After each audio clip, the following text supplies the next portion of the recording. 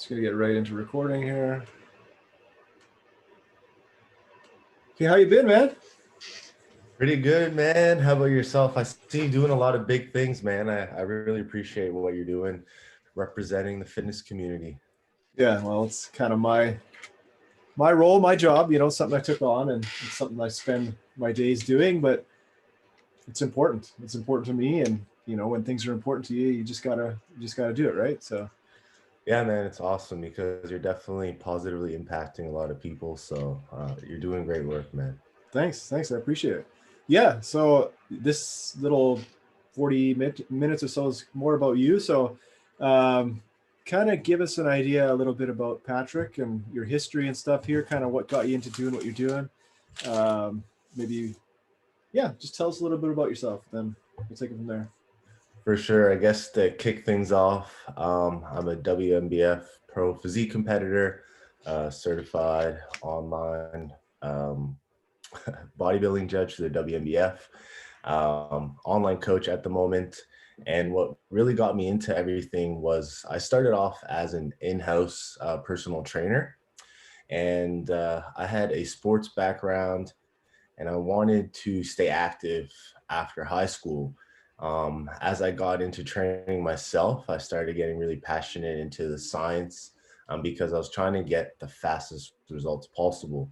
Then I realized that became my passion more is learning more and being able to help others. And then in an athletic standpoint, I wanted to relate to my clients. So I ended up competing in powerlifting, where I became, I guess I broke a record in junior bench press in Nova Scotia, and then the open in the 93 kilogram class, the total record. And then I wanted to also see what it was like for my clients to get shredded. So that I ended up doing a show at the California Natural Muscle Mayhem in 2016, where I did go pro with the guidance of Jeff Nippard. From there, I think things really snowballed, and I decided to go all in with everything. And I guess that's where I am today. Awesome. Yeah. So you kind of caught my eye. I guess on YouTube, I was following Jeff Nippert. I was big into promoting bodybuilding here, and I don't know. He just kind of inspired me. We connected, and I got you to come down here. Um, how has it been kind of since going pro and like getting a little bit more attention? Like, has the online training really taken off? Have you seen like your YouTube take off, stuff like that? Yeah, so I think it really started to take off once I went pro in 2016. Um, it really started to snowball then. I was making, let's just say, like being able to do that full time at the moment, but I still had another job. But then I decided to just pursue it full time where I could create content through YouTube and Instagram. And once I was able to put all my time towards creating content, it really, really started to grow from there. So right now, I'm nowhere near close to Jeff, but I'm at I think like 43K on Instagram and 20K on YouTube, which is huge to me. It gives me the opportunity to do what I love every single day, and I'm forever thankful for that. Awesome. Yeah, no, for sure. We've been able to watch you grow, and it's definitely something that's inspiring, especially like, how old are you now? What's your age? 28. Yeah, so you're still young. Like, I'm 10 years older than you, and you still have so much time to just do all the things you want to do. Yeah, it's definitely inspiring. So your, I guess, brand is Team Lifts, right? So kind of tell us a little bit Yeah, about what that's all about.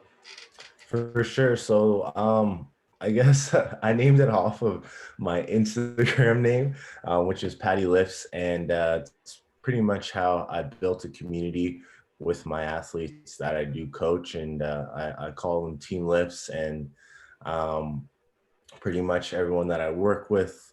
Um, and it's not just about trying to become, let's say, the best athlete and go pro and win shows. It's more about helping people improving their quality of life.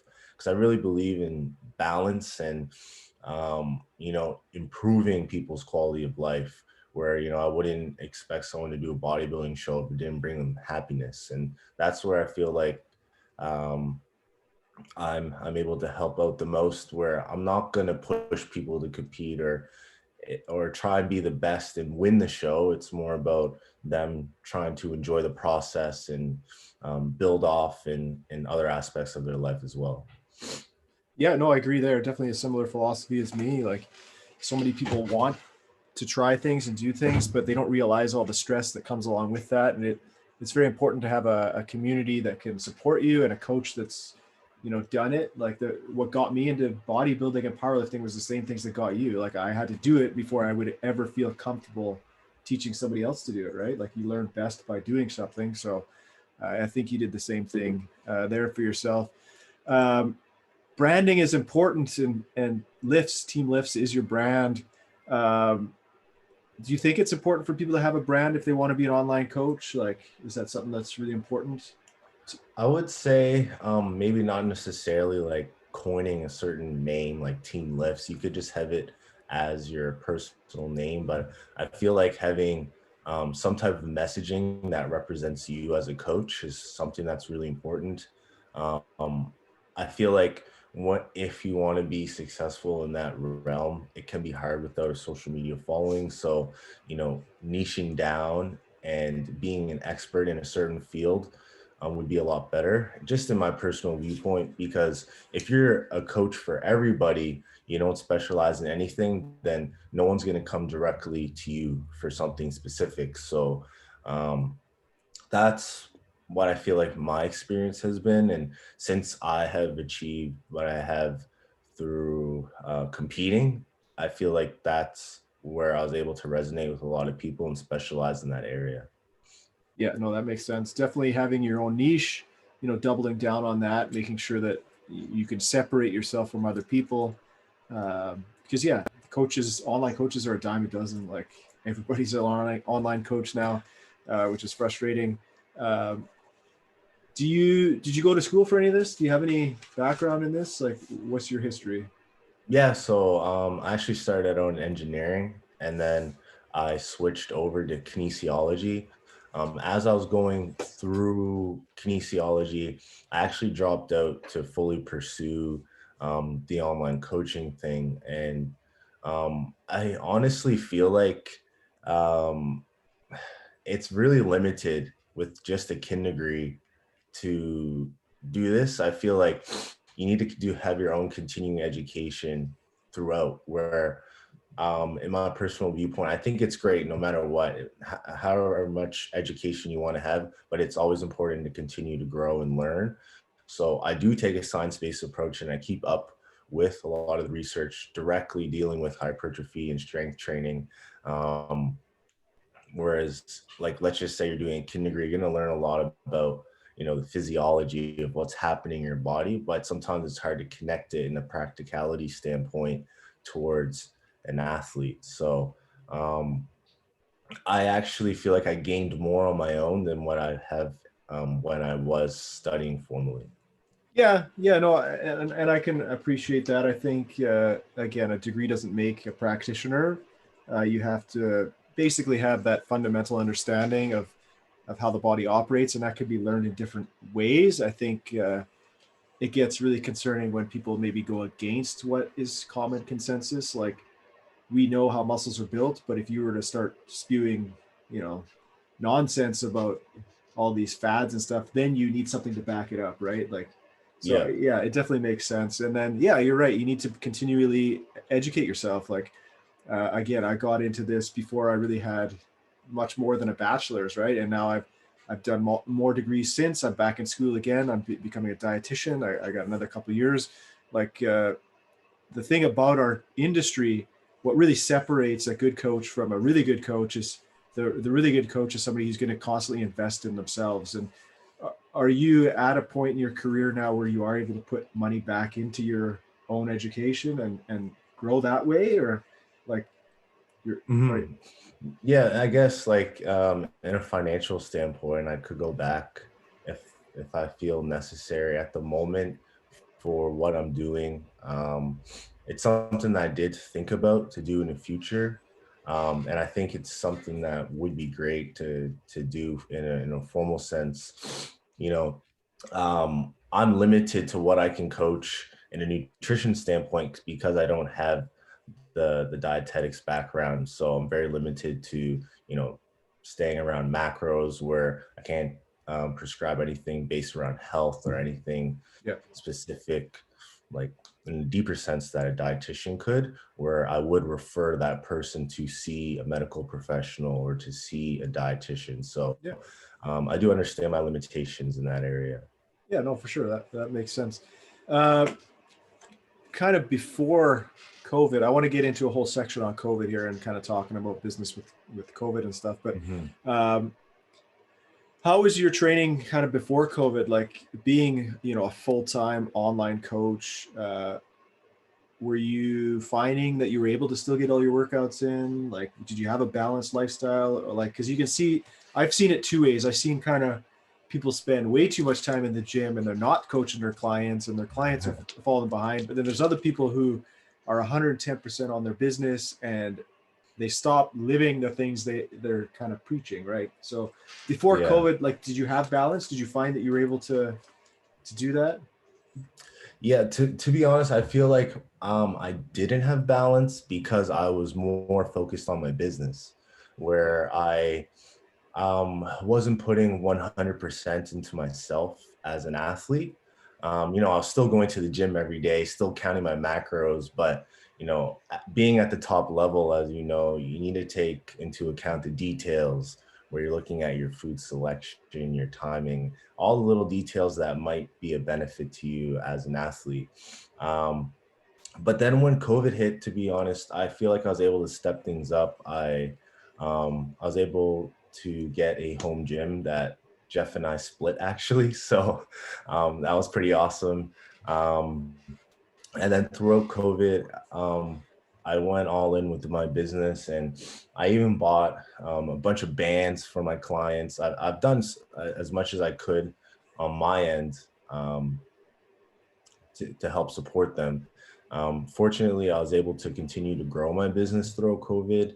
I would say the first 3 months, and then it went down a little bit a month, and then last month was the biggest month of the year in a business standpoint. Um, but then obviously you can't really grow in a coaching standpoint because you can only coach so many people.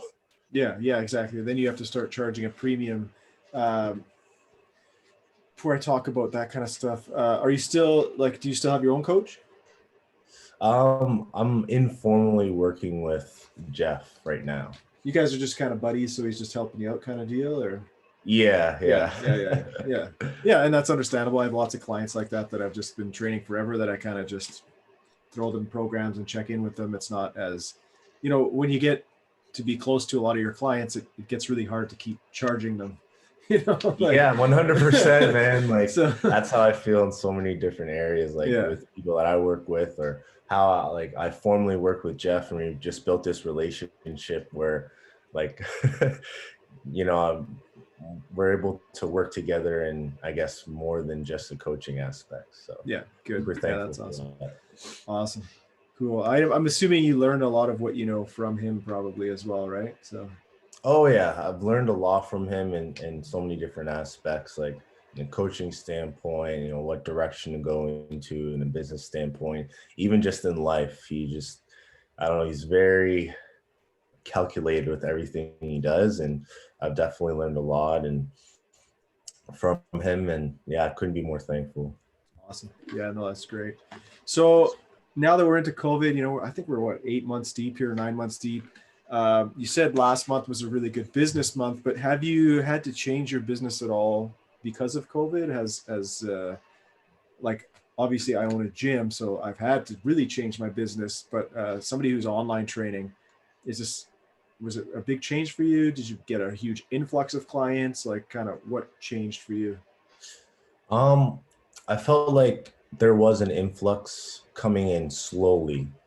As gyms were closing, maybe people who were ready to start online coaching because they've had personal training in the past, ready to make that leap, and it almost forced them to take that leap forward. I'm not sure 100% why the influx came in, but I am always continuing to change my business. So I literally just sent out another email to my team today and did a survey to see what else I can continue to improve. Um, where I try and innovate and be one step ahead Yeah. of the curve. Where, like you said, there's a lot of coaches out there, so I always want to try and stay ahead of the game. Yeah, and you're not just competing against other coaches, but you're competing against entire platforms like Nike and Apple and all these other services are offering, all inclusive, basically like automatic coaching services, like things that are smart that'll adapt. And um, so, are you stepping towards more technology? Are you adding subscriptions or content or stuff like that for people? Or Um, I use certain platforms like coaching platforms online. I used to use spreadsheets. I have the spreadsheets on my end, but for the client experience, because I did some testing, um, onboarding some people slowly and just to see what the experience was like. And I've noticed that they really enjoy using apps and I still continue to create ebooks for them and different resources that they can continue to use while they're working with me. At the end of the day, I feel like most of it is just your interaction with your clients, your one-on-one interaction. So a lot of it also is just myself continuing to learn and get better as a coach. yeah, yeah, that makes sense. Uh, do you have like a average clients? Like, what does your typical client look like? I would say typical client is someone who's looking to compete in men's physique. Either they're very serious gym goer, they're ready to take the leap to start competing, or physique competitors. Um, Generally, I work with 99% natural competitors. And when I'm working with, like, let's say an enhanced competitor, I'm fully transparent that I can't do anything Yeah, to do yeah, with that side, but I'll for sure do their training and their macros. But I would say that's the demographic that I generally work with. And so yeah, male. yeah, males mostly then. Uh, so there's been no shows this year in Canada, so are these people then just trying to work towards next year, or are you training people like in the States or worldwide or what? Yeah, so the majority of my clients, I'm based out of Canada, are in the States and worldwide. So we were able to compete in a few shows that were still going on. Um, and then the mix of people who are ready to move forward, who do have home gyms and have equipment available. Some people aren't as fortunate, so there's stuff that we have to work around, and you just have to take advantage of the situation you're in. Yeah, no, definitely for sure. Awesome. So, do you have any kind of special tips then for people who are maybe struggling to get their workouts in? Um, Not everyone's going to get a coach. Obviously, the first tip would be to get a coach, right? Like, or just get support. Like, I guess, like even just hopping on your Instagram or your Facebook pages, people could get support that way, just interacting with somebody like you, right? I know we do that Mhm. here. But what kind of other things could people be doing if they are having a hard time? Because we're in a pandemic, like Yeah, everything's crazy. 100%. So what would you advise people to do? For sure. So I would find a balance where I feel like people need to first find health and happiness. So in a I guess find your routine in life where you're able to control your just regular day-to-day stuff.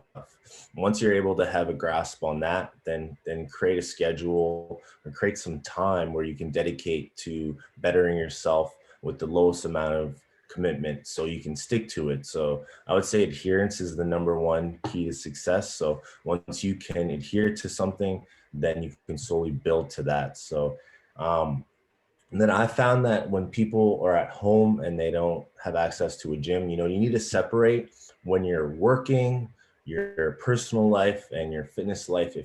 If it's performing different activities in different parts of the house, um, you're going to have that line where you can, I guess, have different aspects of your life going on. So it doesn't all mix together and you're not in a rut per se. So I felt like that was a big mental block with a lot of people. And once you're able to make that divide, it was a big help. Yeah, definitely that makes sense a lot for sure. I run into people all the time that not only are they stuck at home, but they're working at home, right? Like people are stuck 8 hours a day at home now for something they're not used to. They have families, like I got kids. Like I'm lucky I can come to my gym and work out here by myself. But for most people, they're going to be stuck at home with their family, working all day. So yeah, it makes sense to definitely set up a space that's separate, that is just for working out. Where, again, just like a gym, people go into gym and they flick that switch, and it's like, this is my time. So you got to do that same thing at home, right? So um, yeah, it's great information. What about tips for eating? Because man, this is good. This is something I'm seeing a lot of people stuck at home. It's easy to just eat all day, right? Yeah, so um I would just like break things down to the basics where first of all put the food you feel like you're gonna binge on. Maybe if it's food that 100% you can't control yourself with, then maybe you might have to remove that. I'm not really for restrictive diets, but if you literally can't yourself, maybe you should try and avoid those situations. And then food that you might snack on, put it in places that you can't see it or it's harder to obtain. So maybe in containers that aren't see-through, put them in the back of the cupboard or your pantry, so it's harder to access. And then maybe cut down on snacking. So this is more of, let's say, a weight loss standpoint, because I find that's the most common thing in my area at the moment. Um, so start there and then, ease into it. You don't have to jump into counting macros right away. Maybe you just want to see what you're actually eating and just track your calories. And then once you get there, then slowly adjust your calories and then get into macros if that's something you're able to do. So I say try to commit to something with the least amount of friction and then slowly build on top of that. Yeah, great tips for sure. Uh, so, what do you say when a client pushes back then and says, Patty, I'm not counting calories. I'm not going to track my macros. Like, I want you to fix me. I want to lose some weight, but I don't want. I'm not doing that stuff. For sure. I That one's a tough one for me. So um, there's a couple different directions I would go into. Um, First of all, I'd be transparent with them and I would let them know that I can't 100% control their body weight, their body composition if I don't have that data.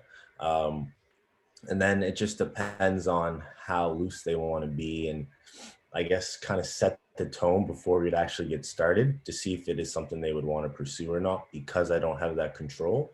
But then I would create some intuitive eating cues from there. I'm not allowed to really give out meal plans, but I can suggest foods that will be more macro friendly, that would keep them fuller so they wouldn't be um, I guess, eating more calories. Yeah, So just helping them prevent eating more food overall. So just tips like that. yeah, yeah. That makes sense for sure. Love that stuff. Um, Good, awesome. So, how about some tips then for building a career? I'm sure you got a lot of young males that listen that you coach, but I also know just being a coach isn't the only reason people follow you. Like you're obviously a role model. You're probably a role model to a lot of young Canadians, a lot of ethnic minority Canadians, obviously, because you're a very successful Canadian, right? So, what are some tips, I guess, for people that want to be successful? And I don't think it has to be just in coaching, but in career or in life in general. What are some of the things that you can tell them uh, to kind of give them the inspiration and the drive to achieve what they want to achieve? For sure. So to be honest, I never thought I'd be in the position I am in life at the moment. And I'm forever blessed and forever thankful where I'm at. And the biggest thing was really just taking the plunge to take action. So I had, dreams and aspirations to become an online coach, to compete and try and be successful.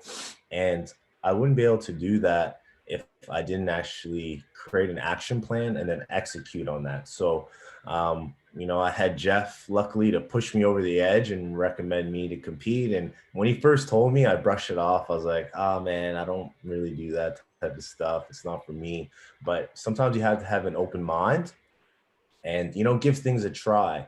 And one of the biggest things I see, because honestly, a lot of people do ask me, like, how do I get into online coaching thing?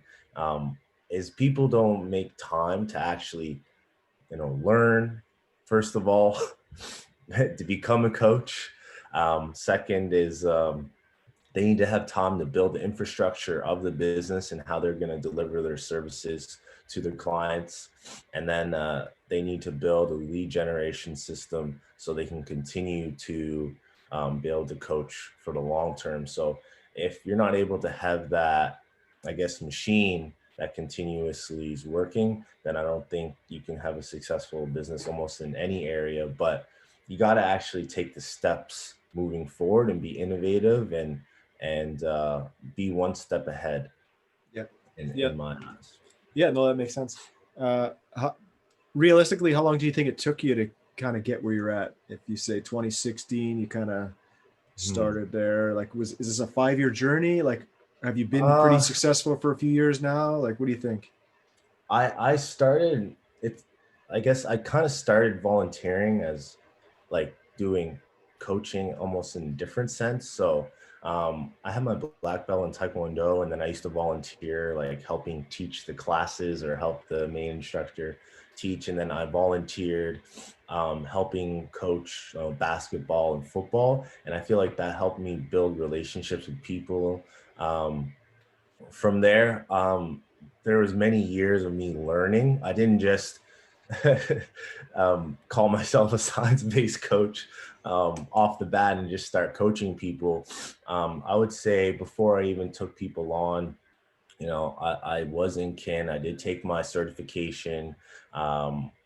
There was many years before I was confident enough to take someone on, and I actually did people for free, and I was just transparent with them. Like, I just learned all this stuff. I was certified, and I wanted to get into this, and it was just more my friends and family and people that I knew, and it was just really transparent with where I was in my journey. So from there, I would say that was about 5 years, and then I like launched that I was actually coaching online, but I also was in-house personal trainer at the Canada Game Center. I had a mentor that was the head coach there, and he had experience working with NHL players, like top athletes, because I was more strength and performance based at the time, and I learned a lot from him as well because he was also a science-based coach. um, and then I would say 2 more years later after that, I took the plunge to go online. So it was almost 7 years of learning directly for personal training and gaining experience, plus volunteering on top of that beforehand, before I actually took the plunge to become an online coach. Yeah. Um, Yeah, and I can relate to that because again, I think people only see the success now, right? So, and people do the same thing to me. It's like, oh, I want to open a gym, and it's like, yeah, but I'm 37 this year. I started training people when I was like 20, so like, it didn't happen overnight. And the same thing for you. Like, people, they come to me all the time and they ask me, and I'm sure you get the same thing. Like, people want to be an online coach without knowing that it took you 7 to 10 years to get where you are, right? yeah, So yeah. it's going to take them a couple of years to build up the business. And I think, like, I don't know what your thoughts on this are, but one of the things that kind of angers me or gets me frustrated is all these coaches that go on to try to coach people to be online coaches, they're almost like mentors or like gurus and stuff like that.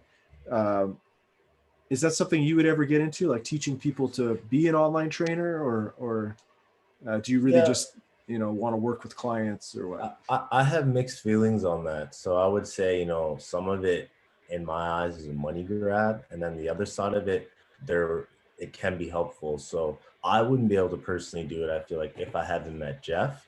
And if you're doing something at a reasonable rate or a reasonable way to help people out. Like I've never charged anyone for it, but I have done it and helped people, and I've had some clients who I've helped formally, I guess not like in a fitness coaching sense, but I've helped them as friends to become online coaches full time.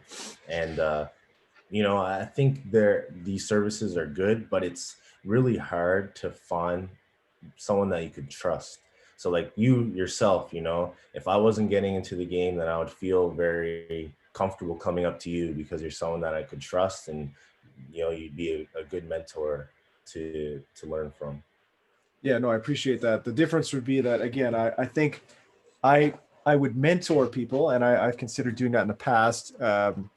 And I do that here actually in person with my trainers. Like a lot of them have built their business because I've mentored them, but I haven't charged them anything for it, right? Mhm. So Mhm. it's more of like a internship or something like that, right? Like those types of things. Whereas these online coaching services are more like, oh, you want to be an online trainer? Well, pay me $5,000 and here's how you do it, right? So yeah, you're right. I think a lot of those services are money grabs.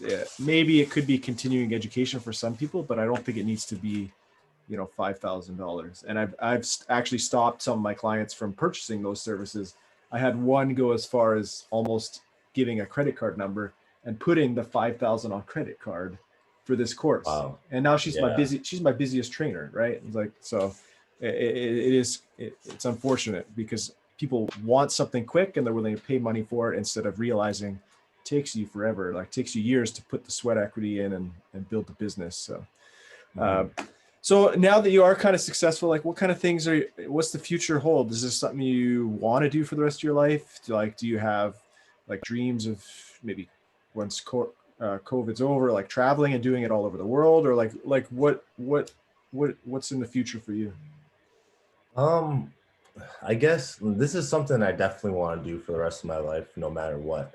Um, like I enjoy it so much, no matter what. Like, let's say I get into something else, I'll always be coaching people, but I can't really see myself at the moment, like pivoting, because it is something that I enjoy so much. It, gets me out of bed every day. I'm excited to go to work, to my laptop.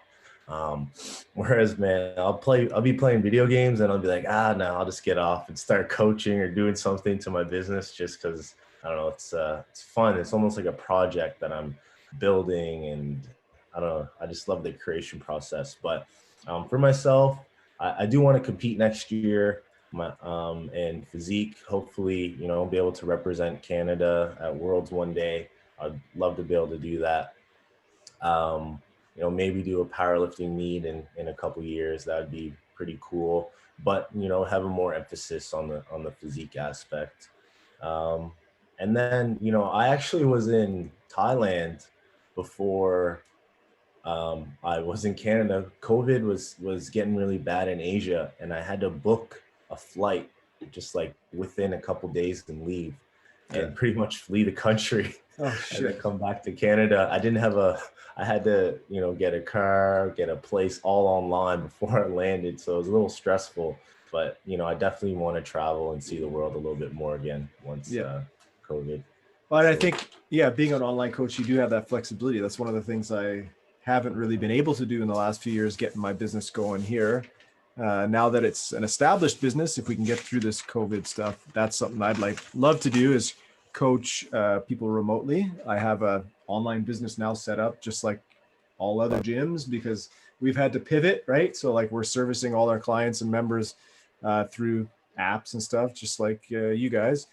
So it gives me that freedom now going forward that I could leave my gym and it could operate and I could be coaching someone somewhere else. So it's just interesting thing how that changes because uh, I was resistant to being an online coach. Just I favor in-person connection. Like that's Yeah. like I don't know. I would say I'm an introvert that like has to refuel by being in person with people, right? So like Yeah. I like being on my own. I live far away from the city here. I live out in the middle of nowhere, got my little farm, but I need to be interacting with people to just feel normal. Um, so I always said, no, I don't want to be an online trainer, but here I am now having to embrace it because we're all stuck at home, right? So Yeah. Yeah. I No, actually missed that aspect, man. Like I would love to be able to have a gym one day and be able to reconnect with people, and be able to coach one-on-one again. So I would say yeah. I would like to add that to that question and say it'd be, a dream of mine one day to be able to Yeah. be in that position as well. Well, I don't doubt that you'll achieve it. So I'm sure the day will come. How many hours a day do you think you spend working on your business then? Oh man. I would say like 8 to 12, maybe.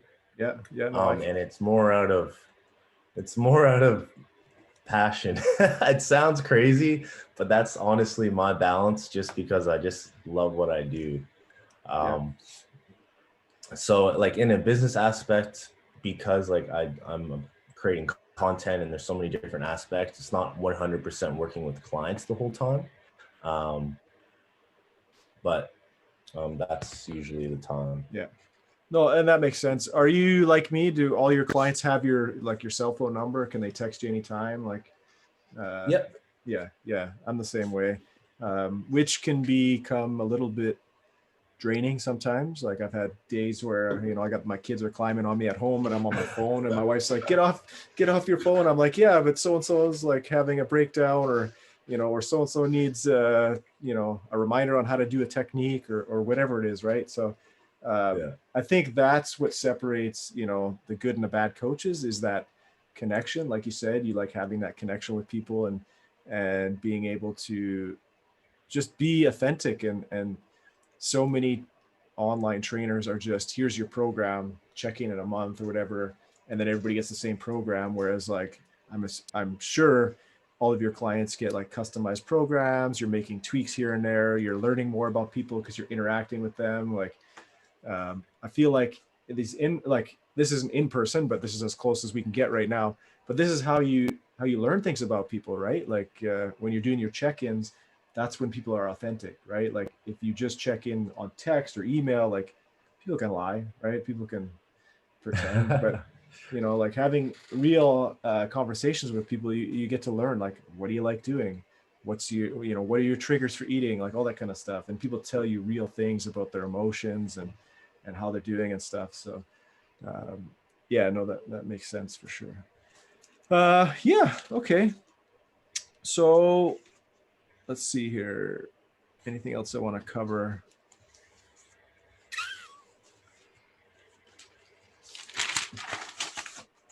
I took lots of notes, by the way. Awesome. Like I said, I like doing these conversations. I don't know if you've listened to any of my other stuff or watched any of the videos, but Mhm. with this podcast, like the whole purpose is like, aside from my family, I really see no one. So um, during COVID, I kind of decided like I got to get back on this podcast train, and this is how I get to have like conversations with people, right? Like, Yeah. and it's not business related. Like this is an authentic conversation. Like we're just catching up, and I need that connection with people. And the difference with the people that I'm talking to is you guys are people that have achieved really great things. Like Thank you, man. most of my guests are humble, and you're just as humble as the next person. Like you just don't believe that you're special people, but you wouldn't be where you are if you weren't unique, right? So like not everyone can be Patty Lifts, right?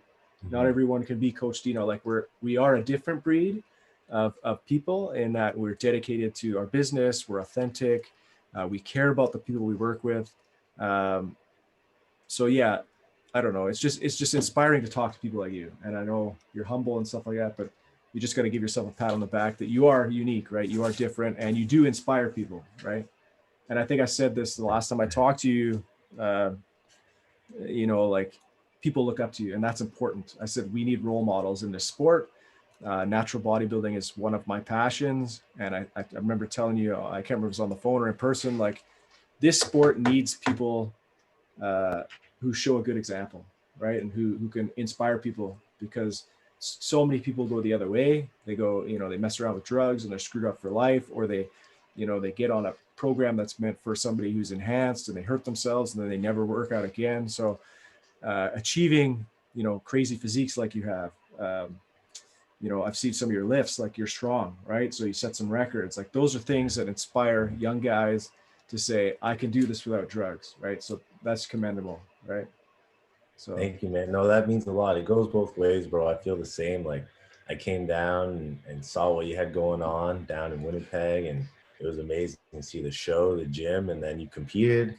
And I'm like, man, it gave me a spark to compete in bodybuilding again, which I'll definitely do in the future. I just don't know when. So, I've been working on the wheels, yeah, but good. like we talked about, it just takes time. Yeah, exactly. This sport, it's a lifetime sport, right? Like you just keep adding, right, over time, right? So I want to compete again too. Like COVID's kind of messed things up, but I think I want to compete one more time in powerlifting before I'm 40, which would be in the next couple of years here, because I'll be open competitor. I don't want to be competing in masters just yet. And then, I want to do bodybuilding before I'm a masters. But man, time flies, right? Yeah. I remember being 28 and now I'm, 30, 37. So like it just goes by so fast. So you also can't spend your whole days working, right? Even if you love it, Yeah. you gotta make time for all the other things. Um, is a family or anything like that in your future? Are you planning on anything like that, or what are you thinking? Yes, like I just got a puppy. That's first step. First step.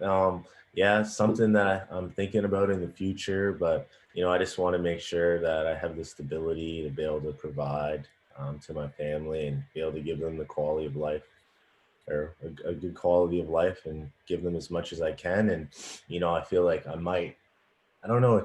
Like I'm not experienced in that area, so I don't know what to really expect. But I just want to be able to be confident that I'm able to run my business and be able to ensure that I still have time Yeah. for more moving parts. Yeah. Because I know there's going to be a sacrifice in every area, but it's something I definitely want to do in the Awesome. future. Yeah. Cool, man. Are you playing lots of video games? Yeah, man. I got my PC right here. I got my PS4 hooked up. Um, Slowed down on Warzone a little bit, but yeah, I've been playing a decent amount. Like I said, probably I play a little bit every day. Yeah. Yeah, I feel you. I don't know. Again, even though we are training people remotely, like I need to tune out from people, and like Mhm. video games is like my tune out, right? So I play a couple hours with the boys online or whatever, and still playing Warzone, but we got our Xbox Series X going. It's Oh, nice. pretty awesome, right? Pretty cool. It's not a Yeah. PC, but it does its thing, and yeah, that's my tune out, and that's what keeps me sane. Because you're dealing with people and people's problems all day, so yeah, Yeah, no, I'm doing a lot of reading, and like there's a lot to like, I guess, what is it called? Um, like self-development, like mental health, happiness, just to be able to unplug no matter what it is. yeah, And yeah, if that's video games, I feel like can definitely be helpful. yeah. No, I feel that for sure. Yeah, man. Well, I don't want to keep you any longer than I've got you here. I got about 45 minutes of your time. So, any last words, anything you want to tell anyone listening, any shout outs you want to do to any of your products, websites, anything like that? For sure. If you want to check me out on Instagram, it's patty.lifts, and my YouTube is patty lifts. And I guess the last message that I would want to say to everyone is that if you're wanting to do something and it's in the back of your mind, don't be scared to take the plunge. You have no idea what could happen from it. And it honestly changed my life in ways that I never thought. So, take that plunge, put yourself out there, and, try and reach your best potential. Awesome. Well, that's some great words to end on. So, if anybody wants to check them out, patty.lifts. Your girlfriend trains women, right? Is that Yes. correct? Yeah. Yeah. So, Yeah. maybe just give what's her address there so people can reach out if they want to train with female. Sure. It's at Hann Ramsey Ramsay. You can just shoot her a direct message there on Instagram as well. Perfect. Awesome, man. Well, I appreciate your time, and we'll touch base again soon. And I wish you all the best. Just stay healthy and stay sane. Awesome. Thank you so much, man. Chat soon. Sounds good. Okay. Take care.